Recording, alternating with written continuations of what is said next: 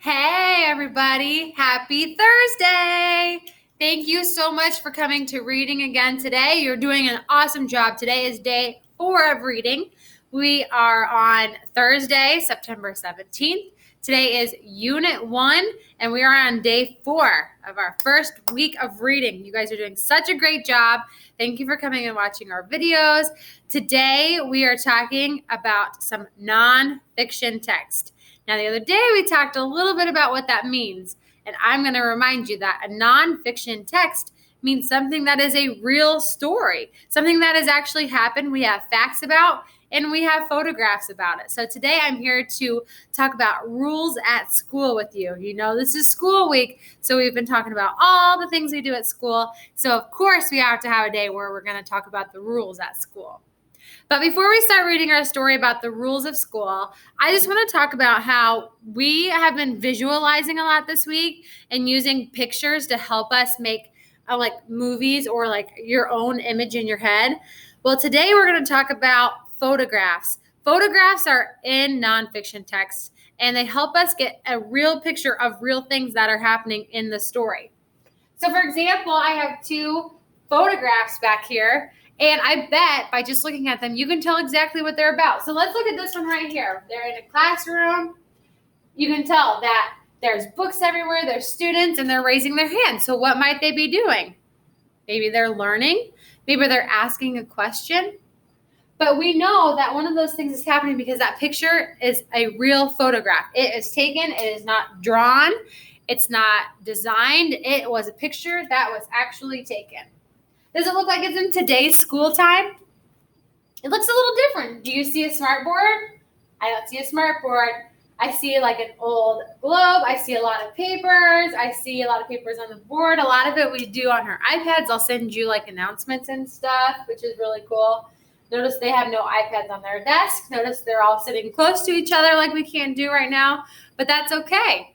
That's pretty cool to be able to compare pictures, and in your mind, if you closed your eyes and you picture our classroom, how does it look compared to that one right there, that photograph? Okay, so you're visualizing. Or here's a picture of 2 super cute little raccoons. They're actually coming out of what it looks like to be their home. Maybe they look like they're kind of like about to search for something, but they're pretty cute. You could tell right there, I can tell you that they kind of have a mask. They have white around their nose. It looks like they have some whiskers, that they're pretty fuzzy. Those are some details I can tell right from that picture because it's a real photograph. Okay, so photographs help us find out facts about real things. Okay, so I want you to go ahead and I'm going to have you, let me go grab your book real quick. You're going to grab this, your bigger reading book, the one that's literature anthology. I know, big words, but it's the one with the squirrel who's unlocking the door with his key. I want you to get this book out, and we're going to open it to page 20 today, and it says Rules at School. So go ahead and pause me and get that pulled up. Okay, so this is a nonfiction story, which means all of this is going to be real. And all the pictures that go with it are photographs, so they're actual pictures of real things. So the question says, we're going to compare text. So we talked about some of the wishes that the school had. We talked about Nat and Sam and how she kind of broke a rule, bringing a stuffed animal into the school. We're going to read about different rules at school, okay? So our first page says, our school rules, and that's a little girl actually holding that saying. Ready to read with me? See if you can put your finger on why. Why do we have rules at school? Think about it to yourself. Can you answer that question? Why do we have to have rules at school? Tell me right now. Good ideas. Okay, here we go. Ready? Rules can help us get along. Rules can help us stay safe. Yeah, that's really important. And look at that picture right there. What kind of rules are they following there? Are they running around all over the place? No. They're standing in a nice line. Even her hands are in front of her. She's keeping her hands to herself. That helps keeps us safe. I'm turning the page now. I'm on page 22. We raise our hands. Do you see how he's raising his hand? Close your eyes and picture when I see this picture. When I close my eyes, I can picture a whole room of you guys raising your hands, so excited to answer a question. And it just makes me really happy when you raise your hand. And that way everybody can share too. What do you see when you close your eyes and picture somebody raising their hand? Do you imagine yourself raising your hand? Can you see others in your classroom raising their hand? That picture helps us really connect with this story. We listen quietly. Why are they listening quietly? Are they listening to the teacher in this story? No, they're listening quietly to the other student who's talking, which is really good respect. We obey safety rules. That one is huge. That's a really big rule to follow. But can you visualize, see how he's stopping the cars as they go across the crosswalk? Can you picture in your mind the things that we do at school to keep you safe? Think about the school year. Wow. How many things do we do to keep each other safe? We have a lot to keep each other safe. And it's very important that we follow those rules and respect one another by doing that to keep us all safe. We let everyone play. What are your school rules? Ooh, I like that question at the end. See how they're letting everyone play together? Notice how happy they are? That's awesome. I love to see those real pictures because it just reminds me of our life and what happens around us. Or to think about how we have to look both ways before we cross the road, or that our buses stop and our bus drivers help us get off the buses right. So I think everybody who follows our school rules and helps keeps us safe.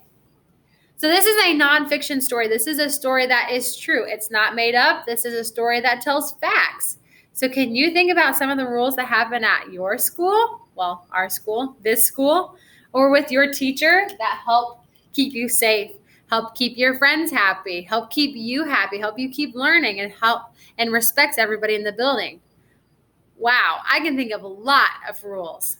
So this story is pretty relatable, or it means I understand it. And you probably understand it too, because we have lots of school rules together. All right. Do you have any questions at all about this story or about how photographs can help us understand nonfiction text? Okay, you guys are doing awesome today so far. We are going to come back over to my board today. We've been working with some high frequency words or words that we use a lot. Okay. Oh, I put them over here.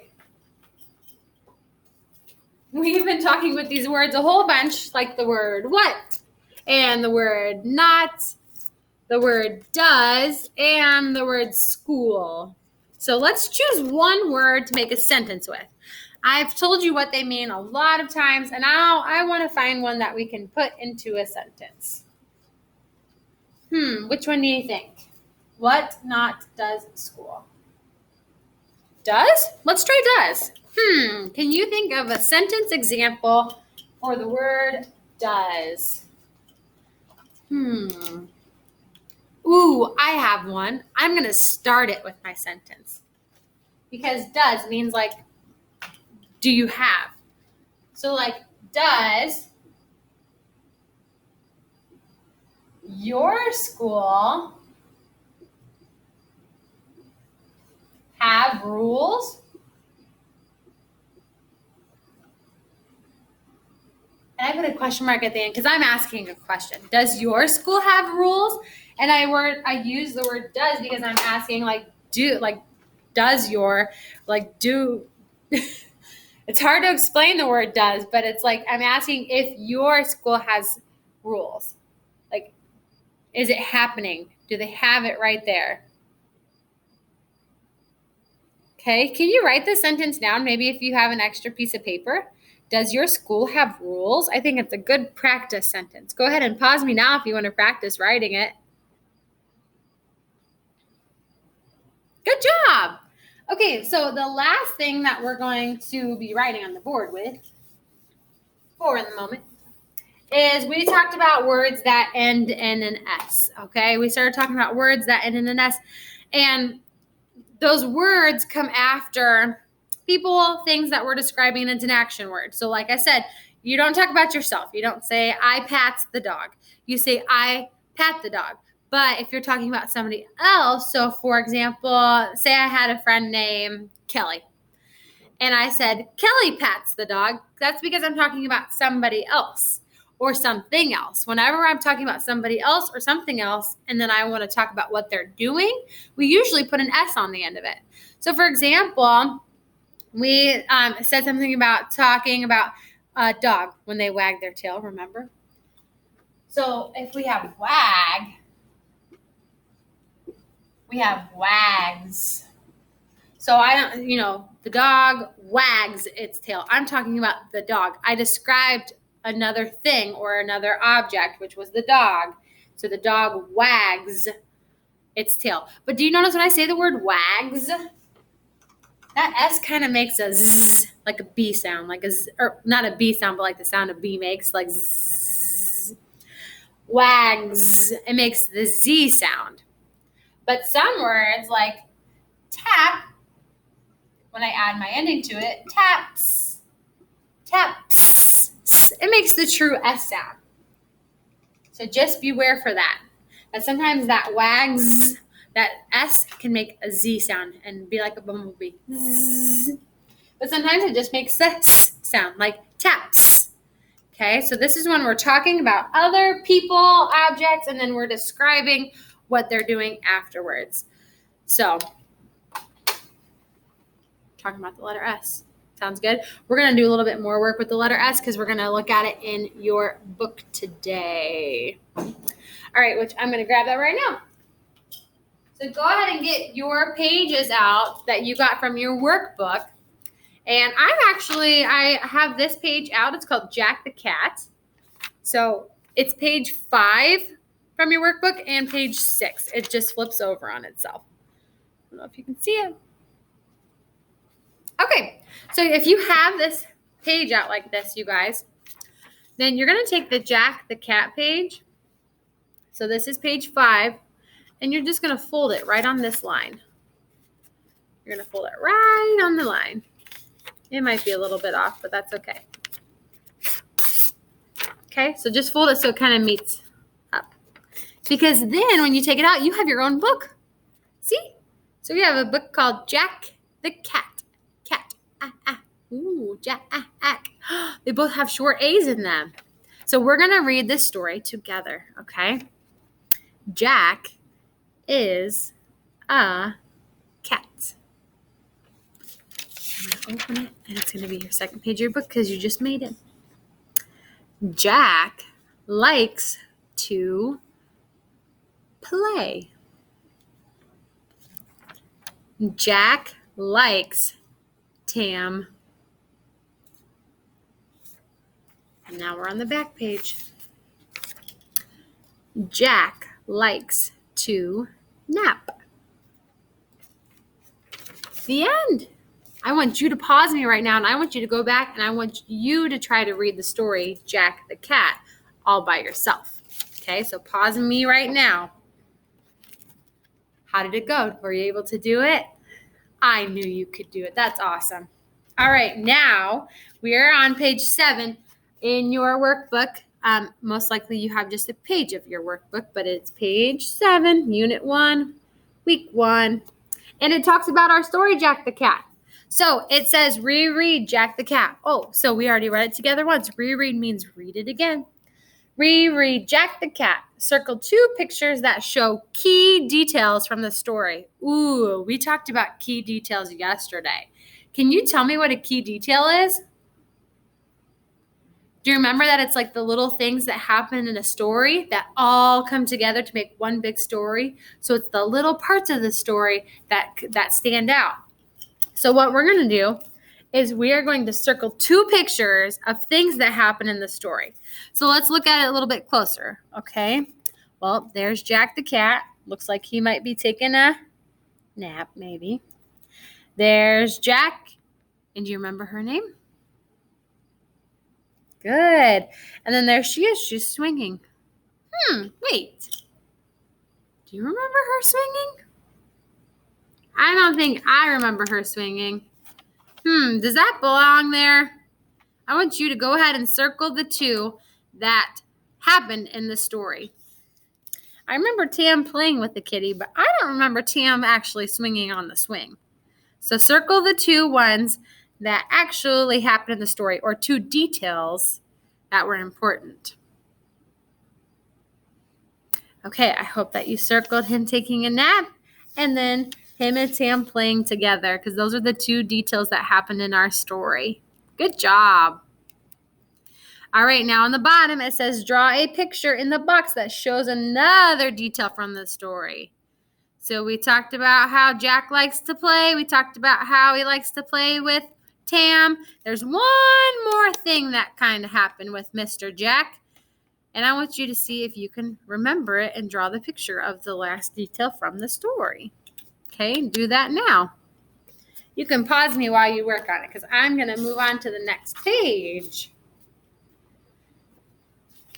And we're talking about the S on the ending, okay? So we add S to an action word when it follows a name of the word he, she, or it, okay?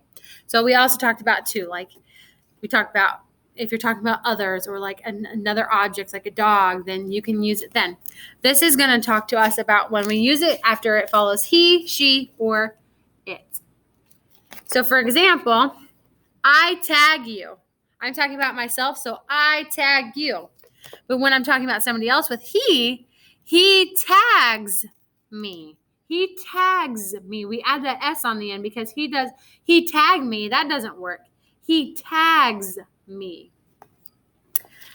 Pam tags you. So there's the name. So instead of saying he, we said Pam tags you. We're still talking about somebody else besides you. So then we put the S on the end of the verb that they're doing. So that way, because we don't say Pam tag you, Pam tags you. It has that Z sound. Pam tags, z, z. So what we're going to do is we are going to circle the word that completes each sentence and then write it on the line. She nap or she naps? Good. She naps. We're going to do 2 together, and then I'm going to let you guys do the last 2 by yourself, okay? He what? He bat or he bats? We're talking about he, so we're talking about somebody else, not you. Good. Bats. He bats. I'll read the next 2 for you, but I want you to do them on your own. It quack or it quacks? We're talking about another duck. And Max pack for school or Max packs for school? We're talking about somebody else once again. So what way would you use it? All right. So that's the kind of review what we did today. We talked about rules at school. And we talked about how photographs can give us great detail for a story. We used our high frequency word in a sentence.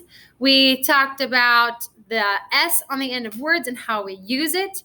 We read about Jack the cat and answered questions about him. And you guys showed me how to use the S on the end of your words. Wow. You guys are stellar workers. Way to stick with me and get that all done. I am so proud of you and how much work that you're doing. Thank you for working so hard when you're not here at school and showing your parents and your teachers how hard you can work. If you have any questions, please let me know, let your teacher know. And I believe that is all for reading today. We're going to talk more about those photographs tomorrow and how they can help us learn different parts of the text. And we'll read one more story, but then tomorrow is the last day of the week. So thank you so much for watching Reading today. I'll see you guys soon. Bye.